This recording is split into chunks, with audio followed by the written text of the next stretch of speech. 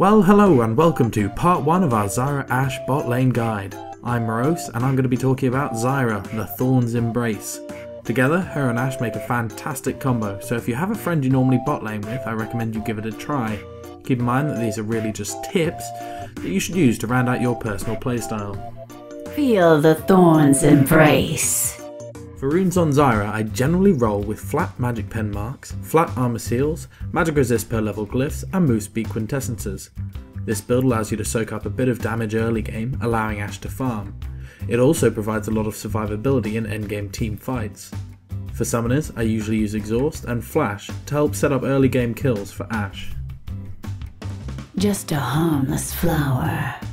For Masteries, surprisingly I've found a 9-21 setup works the best with Ashe. The build makes Zyra's early game a lot tankier than most traditional supports, meaning that when it comes to a lane fight your combo can come out on top without any real difficulty, making you a bigger threat in the pre-6 stage. What lurks beneath the soil? Zyra's Q is a straight up nuke. Vines come out of the ground, dealing damage in a small AoE. If this skill hits a seed, a plant grows, attacking Zyra's target. It's her least effective skill, therefore I recommend getting 1 point at level 3 and maxing it last. Her E on the other hand is her most effective skill. Vines trigger in a line, snaring any enemies they hit. If these vines hit a seed, a different plant grows, dealing damage and slowing Zyra's target. I recommend getting it at level 2 for the CC and maxing it alternately with her seeds. Zyra's W plants a seed in the ground, granting vision in a small radius. If an enemy champion steps on one, they are revealed for 2 seconds, even through stealth. This skill is extremely useful early on, therefore I recommend getting it first and maxing it alternately with her E skill. Here are some useful places to plant seeds in the pre-laning phase to stop jungle invades.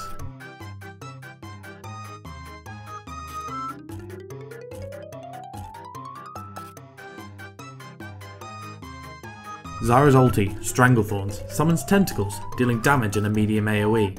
After a short duration, they knock enemies up into the air. If her ulti hits one of Zyra's plants, it greatly increases their attack speed. The knock-up makes it very useful for setting up kills for the ADC. Zyra's passive turns her into a plant after she dies, allowing her to shoot a true damage bolt in a line. This land is mine! One of Zyra's early game strengths is her ability to deal a lot of long-ranged harass.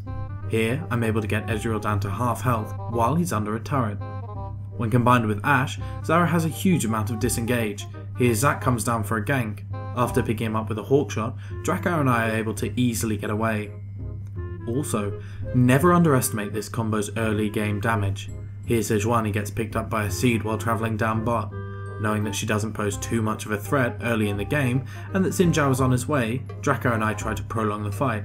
Picking us up first blood when Xin arrives.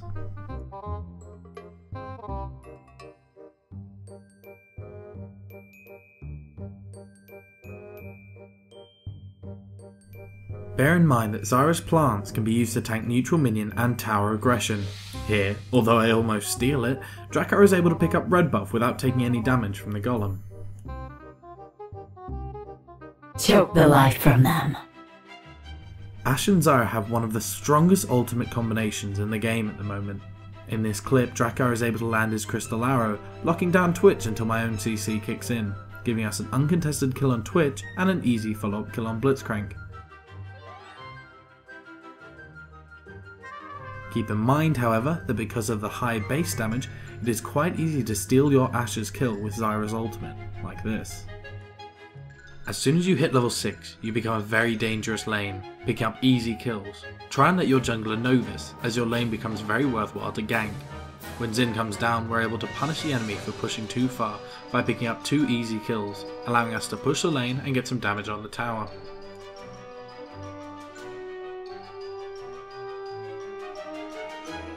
This combo also excels when being initiated upon in lane. Here, despite being caught off guard, Draco manages to pull off a great dodge and then follow up with a close double kill from what could have easily been a disaster.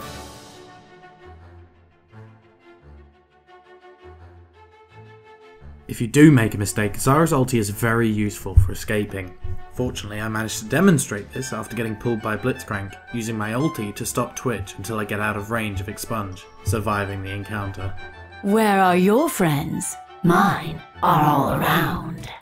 In the late game, the idea is to be tanky enough to enter a team fight and use your abilities, but mobile enough to kite any enemy focus. After using my CC to trap Ezreal, initiating a team fight, the combined CC of myself, Xin Zhao and Malphite ends up snaring him, then knocking him up 3 times, rendering any escapes of his utterly pointless. Afterwards, though I run into the enemy cluster with Malphite, I'm able to kite Cho'Gath until we get the upper hand in the team fight. After that, I simply stand at the back and pretend to be doing something useful. After we narrowly avoid having Baron taken from us, Zyra's main aim in a teamfight is to throw down as much CC as possible, then keep to the edges of the fight, peeling damage for the ADC. After the exhaust goes down on Ezreal, we pick up our 4th kill and Baron, winning the game.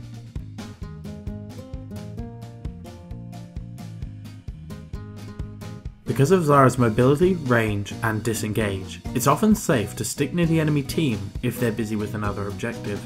Here, after I use my ulti to disperse the enemy team, we are able to go in on the buff, picking up 2 kills and a Baron, giving us the edge on the enemy team.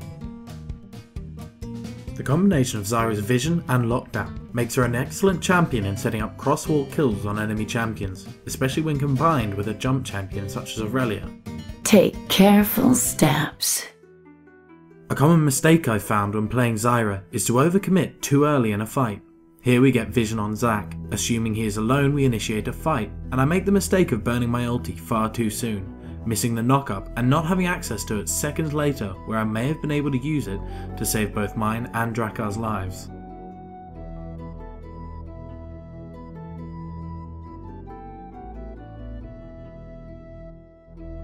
Another common mistake is to get caught out when placing a seed. Here, I try and set up some vision and end up looking like a right twat when I get destroyed by the enemy team. Fortunately, we were still able to come out on top that fight, and I picked up a sneaky kill with my passive. An important thing to note with Zyra's passive is that if you have not yet leveled a skill, you won't be able to use that hotkey to trigger the attack. A promising garden.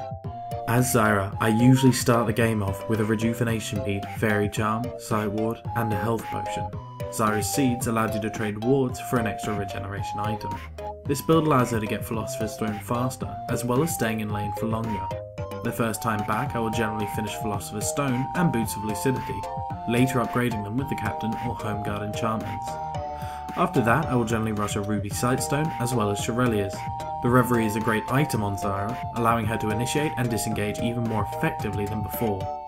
Then, I will often round out my build with a Locket of the Iron Solari and Twin Shadows. However, if the team needs more damage, these can be substituted for Ryle's and an Abyssal Scepter. Anthena's Unholy Grail or Randuin's Omen make great finishing items depending on the enemy's composition. Also, always remember to spend any leftover money on wards or oracles throughout the game. None will escape my grasp. So, in summation, pair up with Ashe and at the very least you're guaranteed a lot of fun. Well, that's all for now. I'm Morose, and I hope you enjoyed this video. If you did, please like, comment, and subscribe. If you didn't for any reason, please hit the like button in a sarcastic manner. Also, keep in touch to catch part 2 of this guide, where we'll be explaining the finer points of Ashe, the Glass Cannon.